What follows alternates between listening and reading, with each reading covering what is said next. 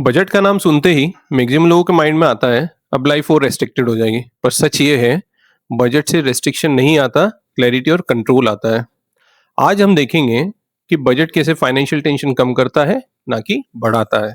नमस्ते दोस्तों, welcome back to money mantra by Rahul and Swapna. पिछले एपिसोड में हमने मनी फ्लो को यानी कि कैश इनफ्लो और कैश आउटफ्लो को समझा। आज हम एक स्टेप आगे बढ़ेंगे। आज हम डिसाइड करना सीखेंगे कि इन पैसों को कैसे बांटना है ताकि सेविंग और फ्यूचर को जगह मिल सके। जो आज आप कमा रहे हो वो सिर्फ आज के लिए ही नहीं है। बजट का मतलब हर खर्च बंद करना नहीं होता। बजट का मतलब होता है पैसे को पहले से बता देना कि उसका काम क्या है। जब पैसा बिना असाइनमेंट के होता है तो वो कहीं भी चला जाता है। बजट वही असाइनमेंट है। इसलिए बजट का रोल है क्लैरिटी देना, प्रेशर कम करना और डिसीजन को इजी बनाना। बजट का पहला स्टेप कोई कैलकुलेशन नहीं है। पहला स्टेप है ऑनेस्ट एक्सेप्टेंस। जितना पैसा आता है उसे क्लियरली लिखना। Salary, business income, bonus, rent या फिर कोई साइड इनकम सब मिला के। ये नंबर आपकी लिमिट नहीं है, आपकी रियलिटी है। और बजट रियलिटी पे काम करता है, अजम्पशन पर नहीं। अब इनकम के बाद सबसे पहले आते हैं फिक्स्ड ऑब्लिगेशंस। ये वो खर्च हैं जो हर हाल में होंगे, जैसे tax, home loan, car loan या कोई और EMI, insurance premium, school fees. इन पर आपका कंट्रोल कम होता है, इसलिए ये पहले एलोकेट होते हैं। इनके बाद जो पैसा बचता है उसी पर बजट का रियल काम शुरू होता है। इसके बाद आते हैं एसेंशियल लिविंग कॉस्ट, जो डेली लाइफ के लिए जरूरी होते हैं, जैसे हाउस रेंट, ग्रोसरीज, यूटिलिटीज जैसे इलेक्ट्रिसिटीज या फिर cooking gas, transport, basic health care. ये एक्सपेंसेस जरूरी होते हैं, पर यहीं पर बजट का सबसे बड़ा फायदा दिखता है, क्योंकि एसेंशियल का मतलब अनप्लान नहीं होता। प्लानिंग से वेस्ट कम हो सकता है, बिल्स प्रिडिक्टेबल होते हैं, शॉक्स मैनेजेबल होते हैं। इसके बाद आता है lifestyle spendings, dining, shopping, travel, entertainment etcetera. ये गलत नहीं होते हैं, पर जब ये बिना लिमिट के होते हैं तो फ्यूचर को डिस्टर्ब कर सकते हैं। बजट का काम यह डिसाइड करना है कि कितना एंजॉय करना है और कितना फ्यूचर के लिए बचाना है।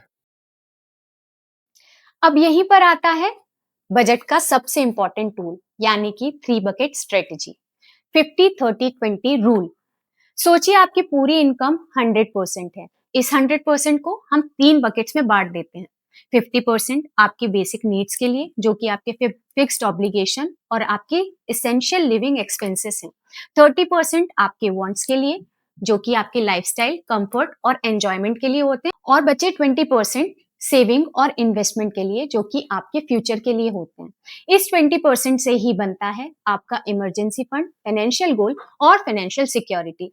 अब यहाँ एक और इम्पॉर्टेंट बात समझिए, 50-30-20 कोई रूल बुक नहीं है, ये एक स्टार्टिंग स्ट्रक्चर है। इसका काम है आपको डायरेक्शन देना, ना कि आपको प्रेशर देना।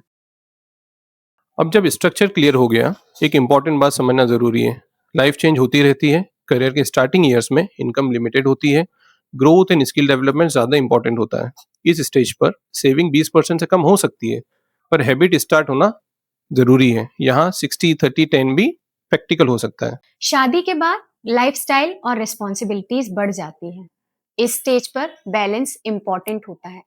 नीड्स और वांट्स दोनों कंट्रोल में होने चाहिए।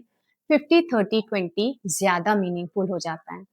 जब लाइफ में बच्चे आ जाते हैं, school fees, other activities, future goals add हो जाते हैं। ये सबसे क्रिटिकल स्टेज होता है बजटिंग के लिए, क्योंकि गलती यहीं महंगी पड़ती हैं। यहाँ सेविंग को कंटिन्यूसली प्रोटेक्ट करना जरूरी होता है, चाहे वांट्स थोड़े कम करने पड़े। जब रिटायरमेंट पास आ जाता है, इनकम स्टेबल होती है, पर रिस्क लेने की कैपेसिटी कम हो जाती है। इस स्टेज पर सेविंग और प्रोटेक्शन प्रायोरिटी होती है, रिटर्न से ज्यादा स्टेबिलिटी इंपॉर्टेंट होती है। इसलिए याद रखिए कि बजट का कोई परफेक्ट रेशियो नहीं होता। सही रेशियो वही होता है जो आपके लाइफ स्टेज के साथ मैच कर सके।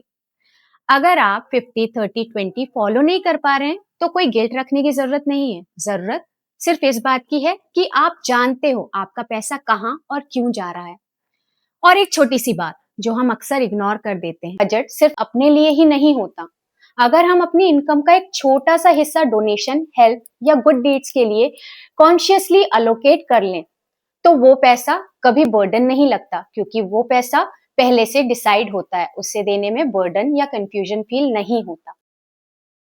अब एक बहुत प्रैक्टिकल सवाल आता है, ये सब सुनने में तो अच्छा लगता है, पर डेली लाइफ में फॉलो कैसे करें?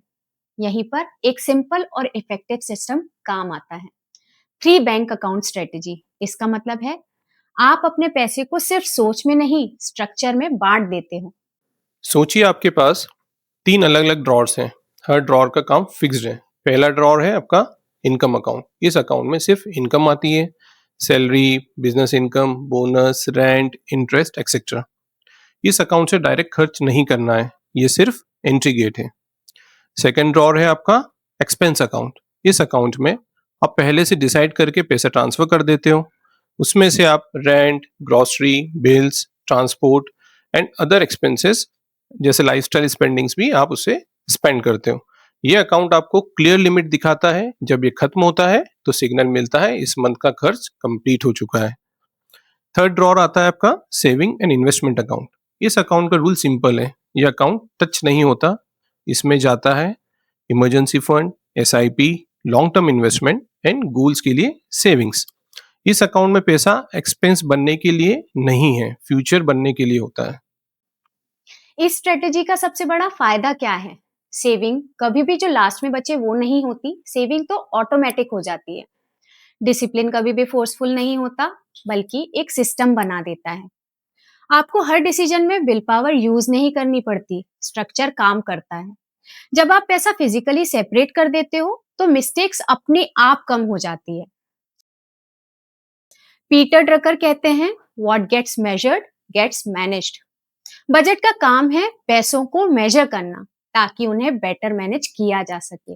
आज सिर्फ इतना करिए, अपनी टोटल इनकम लिखिए, एक्सपेंस को नीड्स, वांट्स और सेविंग्स में बांटिए। परफेक्ट नहीं, प्रैक्टिकल बजट बनाइए। बजट का काम परफेक्ट बनना नहीं होता, प्रोग्रेस बनाना होता है। नेक्स्ट एपिसोड में हम बात करेंगे इमरजेंसी फंड पर, जो हर बजट का सबसे इंपॉर्टेंट सेफ्टी लेयर होता है। अगर बजट प्लानिंग है तो इमरजेंसी फंड प्रोटेक्शन है। मनी मंत्रा के साथ बने रहिए। जय श्री कृष्ण।